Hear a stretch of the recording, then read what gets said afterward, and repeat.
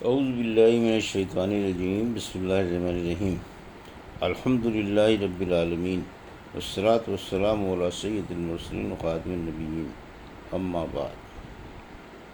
صحیح بخاری، باب کتاب البیوع، حدیث نمبر 2215، اردو ترجمہ۔ کسی نے کوئی چیز دوسرے کے لیے اس کی اجازت کے بغیر خرید لی، پھر وہ بھی راضی ہو گیا تو یہ معاملہ جائز ہے۔ ہم سے یعقوب بن ابراہیم نے بیان کیا، کہا کہ ہم سے ابو عاصم نے بیان کیا، کہا کہ ہم کو ابن جریج نے خبر دی، کہا کہ مجھے موسیٰ بن عقبہ نے خبر دی، انہیں نافع نے اور انہیں عبداللہ بن عمر رضی اللہ عنہ نے نبی کریم صلی اللہ علیہ وسلم سے کہ آپ نے فرمایا، 3 شخص کہیں باہر جا رہے تھے کہ اچانک بارش ہونے لگی۔ انہوں نے ایک پہاڑ کے غار میں جا کر پناہ لی۔ اتفاق سے پہاڑ کی ایک چٹان اوپر سے لڑکی اور اس غار کے منہ کو بند کر دیا جس میں یہ تینوں پناہ لیے ہوئے تھے۔ اب ایک نے دوسرے سے کہا کہ اپنے سب سے اچھے عمل کا جو تم نے کبھی کیا ہو نام لے کر اللہ تعالیٰ سے دعا کرو۔ اس پر ان میں سے ایک نے یہ دعا کی، اے اللہ، میرے ماں باپ بہت ہی بوڑھے تھے، میں باہر لے جا کر اپنے مویشی چراتا تھا، جب شام کو واپس آتا تو ان کا دودھ نکالتا اور برتن میں پہلے اپنے والدین کو پیش کرتا، جب میرے والدین پی چکتے تو پھر بچوں کو اور اپنی بیوی کو پلاتا۔ اتفاق سے ایک رات واپسی میں دیر ہو گئی اور جب میں گھر لوٹا تو والدین سو چکے تھے۔ اس نے کہا کہ پھر میں نے پسند نہیں کیا کہ انہیں جگاؤں۔ بچے میرے قدموں میں بھوکے پڑے رو رہے تھے، میں برابر دودھ کا پیالہ لیے والدین کے سامنے اسی طرح کھڑا رہا یہاں تک کہ صبح ہو گئی۔ اے اللہ، اگر تیرے نزدیک بھی میں نے یہ کام صرف تیری رضا حاصل کرنے کے لیے کیا تھا تو ہمارے لیے اس چٹان کو ہٹا کر اتنا راستہ تو بنا دے کہ ہم آسمان کو تو دیکھ سکیں۔ آن رسول صلی اللہ علیہ وسلم نے فرمایا، چنانچہ وہ پتھر کچھ ہٹ گیا۔ دوسرے شخص نے دعا کی، اے اللہ، تو خوب جانتا ہے کہ مجھے اپنے چچا کی ایک لڑکی سے اتنی زیادہ محبت تھی جتنی ایک مرد کو کسی عورت سے ہو سکتی ہے۔ اس لڑکی نے کہا، تم مجھ سے اپنی خواہش اس وقت تک پوری نہیں کر سکتے جب تک مجھے 100 اشرفی نہ دے دو۔ میں نے ان کے حاصل کرنے کی کوشش کی اور آخر اتنی اشرفی جمع کر لی۔ پھر جب میں اس کی دونوں رانوں کے درمیان بیٹھا تو وہ بولی، اللہ سے ڈر اور مہر کو ناجائز طریقے پر نہ توڑ۔ اس پر میں کھڑا ہو گیا اور میں نے اسے چھوڑ دیا۔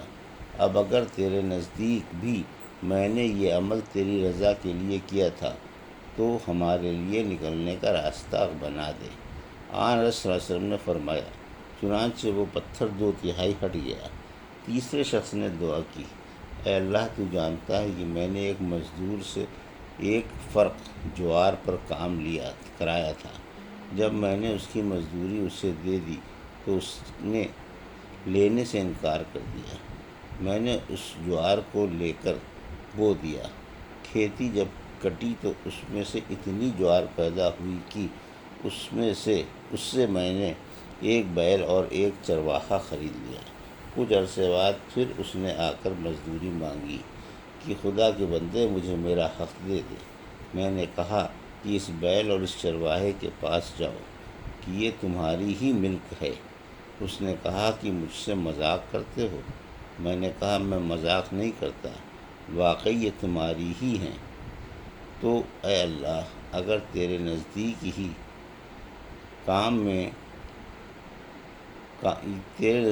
یہی کام میں نے صرف تیری رضا حاصل کرنے کے لیے کیا تھا تو یہاں ہمارے لیے اس چٹان کو ہٹا کر راستہ بنا دے۔ چنانچہ وہ غار پورا کھل گیا، وہ تینوں شخص باہر آ گئے۔ حدیث نمبر 2216، اردو ترجمہ۔ مشرکوں اور حربی کافروں کے ساتھ خرید و فروخت کرنا۔ ہم سے ابو نعمان نے بیان کیا، کہا کہ ہم سے معتمر بن سلیمان نے بیان کیا، ان سے ان کے والد نے ان سے عبد الرحمن بن ابی بکر رضی اللہ عنہ نے بیان کیا کہ ہم رسول اللہ صلی اللہ علیہ وسلم کی خدمت میں موجود تھے کہ ایک مستنڈا لمبے قد والا مشرک بکریاں ہانکتا ہوا آیا۔ آپ صلی اللہ علیہ وسلم نے اس سے فرمایا کہ یہ بیچنے کے لیے ہیں یا عطیہ ہیں، یا آپ نے یہ فرمایا کہ یہ بیچنے کے لیے ہیں یا ہبہ کرنے کے لیے؟ اس نے کہا کہ نہیں بلکہ بیچنے کے لیے۔ چنانچہ آپ نے اس سے ایک بکری خرید لی۔ حدیث نمبر 2217 اردو ترجمہ۔ حربی کافر سے غلام لونڈی خریدنا اور اس کا آزاد کرنا اور ہبہ کرنا۔ اور نبی کریم صلی اللہ علیہ وسلم نے سلمان فارسی رضی اللہ عنہ سے فرمایا تھا کہ اپنے یہودی مالک سے مکاتبت کر لے، حالانکہ سلمان رضی اللہ عنہ اصل میں پہلے سے آزاد تھے، لیکن کافروں نے ان پر ظلم کیا کہ بیچ دیا اور اس طرح وہ غلام بنا دیے گئے۔ اس طرح عمار، صہیب اور بلال بھی قید کر کے غلام بنا لیے گئے تھے اور ان کے مالک مشرک تھے۔ اللہ تعالیٰ نے فرمایا ہے کہ اللہ تعالیٰ ہی نے تم میں ایک کو ایک پر فضیلت دی ہے، رزق میں نہیں۔ پھر جن کی روزی زیادہ ہے وہ اپنی لونڈی غلاموں کو دے کر اپنے برابر نہیں کر دیتے۔ کیا یہ لوگ اللہ کا احسان نہیں مانتے؟ ہم سے ابو الیمان نے بیان کیا، کہا کہ ہم کو شعیب نے خبر دی، ان سے ابو زناد نے بیان کیا، ان سے اعرج نے، اور ان سے ابو ہریرہ رضی اللہ عنہ نے کہ نبی کریم صلی اللہ علیہ وسلم نے فرمایا، ابراہیم علیہ السلام نے سارہ رضی اللہ عنہ کے ساتھ نمرود کے ملک سے ہجرت کی تو ایک ایسے شہر میں پہنچے جہاں ایک بادشاہ رہتا تھا، یا یہ فرمایا کہ ایک ظالم بادشاہ رہتا تھا۔ اس نے ابراہیم علیہ السلام کے متعلق کسی نے کہہ دیا کہ وہ ایک نہایت ہی خوبصورت عورت لے کر یہاں آئے ہیں۔ بادشاہ نے آپ علیہ السلام سے پوچھوا بھیجا کہ ابراہیم، یہ عورت جو تمہارے ساتھ ہے تمہاری کیا ہوتی ہے؟ انہوں نے فرمایا کہ یہ میری بہن ہے۔ پھر جب ابراہیم علیہ السلام سارہ علیہ السلام کے یہاں آئے تو ان سے کہا کہ میری بات نہ جھٹلانا، میں تمہیں اپنی بہن کہہ آیا ہوں۔ خدا کی قسم آج روئے زمین پر میرے اور تمہارے سوا کوئی مومن نہیں ہے۔ چنانچہ آپ نے سارہ کو بادشاہ کے یہاں بھیجا۔ یا بادشاہ حضرت سارہ کے پاس گیا، اس وقت حضرت سارہ وضو کر کے نماز پڑھنے کھڑی ہو گئی تھی۔ انہوں نے اللہ کے حضور میں یہ دعا کی کہ اے اللہ، اگر میں تجھ پر اور تیرے رسول ابراہیم علیہ السلام پر ایمان رکھتی ہوں، اور اگر میں نے اپنے شوہر کے سوا اپنی شرمگاہ کی حفاظت کی ہے تو تو مجھ پر ایک کافر کو مسلط نہ کر۔ اتنے میں وہ بادشاہ تھرایا اور اس کا پاؤں زمین میں دھنس گیا۔ اعرج نے کہا کہ ابو سلمہ بن عبد الرحمن نے بیان کیا، ان سے ابو ہریرہ رضی اللہ عنہ نے بیان کیا کہ حضرت سارہ نے اللہ کے حضور میں دعا کی کہ اے اللہ، اگر یہ مر گیا تو لوگ کہیں گے کہ اسی نے مارا ہے۔ چنانچہ وہ پھر چھوٹ گیا اور حضرت سارہ کی طرف بڑھا۔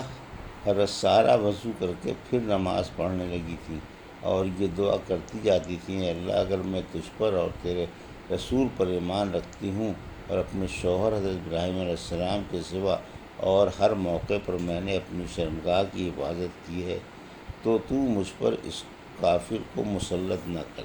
چنانچہ وہ پھر تھرایا، کانپا، اس کے پاؤں زمین میں دھنس گئے۔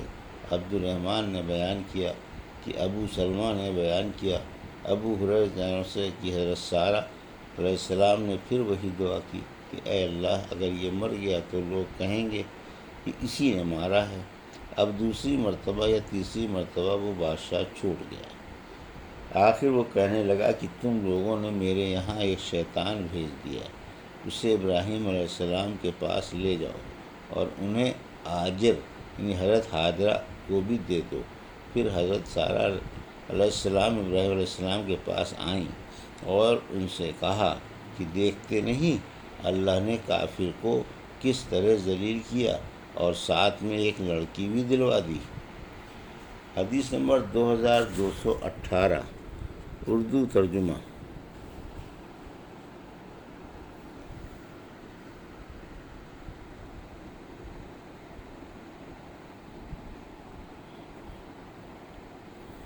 اللہ سے دعا ہے، ابھی آپ نے صحیح بخاری باب کتاب البیوع کی حدیث نمبر 2215 سے 2217 کا ترجمہ سماعت فرمایا۔